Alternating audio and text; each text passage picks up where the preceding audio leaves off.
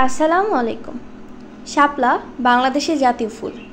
পানিতে জন্ম, শুধু সৌন্দর্যই নয়, এর আছে অনেক স্বাস্থ্য উপকারিতা। আজকে জানব শাপলার ফুল, পাতা ও শিকড় খাওয়ার উপকারিতা। শাপলা ফুলের উপকারিতা। শাপলা ফুলে থাকে অ্যান্টিঅক্সিডেন্ট, যা শরীরকে রোগ প্রতিরোধে সাহায্য করে।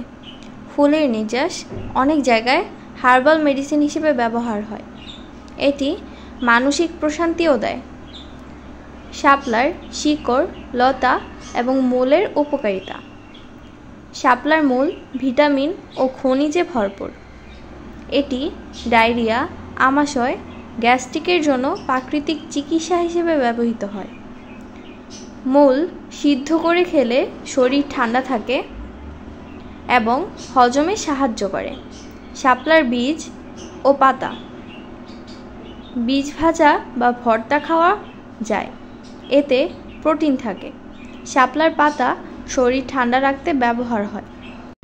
পাতার নির্যাস ত্বকের প্রধা বা ঘা সারাতে কাজে লাগে। ধর্মীয় বা সাংস্কৃতিক দিক। শাপলা আমাদের জাতীয় ফুল। একে পবিত্রতা, শান্তি ও সৌন্দর্যের প্রতীকও ধরা হয়। বাংলাদেশের অনেক জায়গায় শাপলার ভর্তা বা তরকারি খুব জনপ্রিয়। শাপলা শুধু সৌন্দর্যের ফুল নয়, বরং এটা আমাদের স্বাস্থ্যের জন্য এক অমূল্য উপহার। প্রকৃতি আমাদের জন্য কি অসাধারণ সম্পদ রেখে দিয়েছে, সেটা কাজে লাগানো উচিত।